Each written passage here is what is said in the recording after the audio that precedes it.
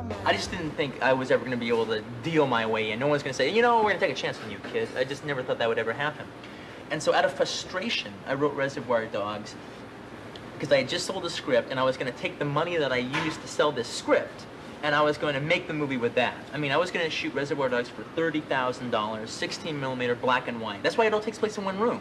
I begged him and begged him to let me raise more money, and he refused.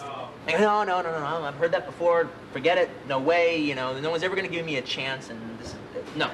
And he was saying this to me, and I'm like, oh man, but just let me go raise some money, please. And then finally, after like a long time of negotiating, he goes, that's what, give me 2 months with it. All right? You can wait 3 months to make your home movie. Give me 2 months with it. I go, well, okay, 2 months. All right. In 2 months, we got it going. The way I write, I just get the characters talking, all right? And they just start talking to each other, and I'm like a court reporter, you know? I'm just like writing it down, you know, and they just get it going. And so since this was basically, you know, almost like a play as far as like the way they dealt with each other, they wrote it. This was the quickest script I ever wrote. I wrote it like in about 3 weeks. To me, if it was just good acting and it was a clever dialogue and good writing and whatever, it would have been a complete failure if it hadn't worked as far as the film going through the projector was concerned. It's cool because I get to be both actor and director. Actually, I don't like most movies directed by actors.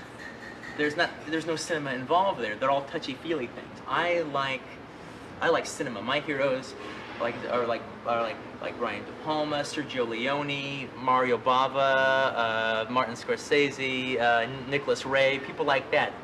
Sam Fuller, cinema guys. Violence in movies doesn't bother me at all. To me, saying you don't like violence in movies is like saying you don't like tap dancing sequences in movies. It's one of the many things you can do in movies, and it's a very cinematic thing, and you may not like it, it might not be your cup of tea, but the fact that you should or should not do it is not up for question. You can do it anyway. That was one of the only scenes in the movie that I actually shot 2 ways. I did another shot where the camera was like directly behind the cop as Michael straddles him and cuts off the ear. All right, because I wanted to be sure about which way to go. In the rushes, the one where Michael is on top of him and saws it off on screen, that was the powerful one. That was the one where you're like, oh, wow, we got to use that one. That's the one.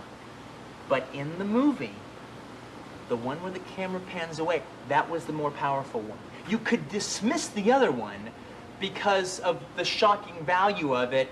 You found it was easier to explain it away. The other one, when your imagination takes the trick, is the one that disturbs people. And I wanted it to be disturbing.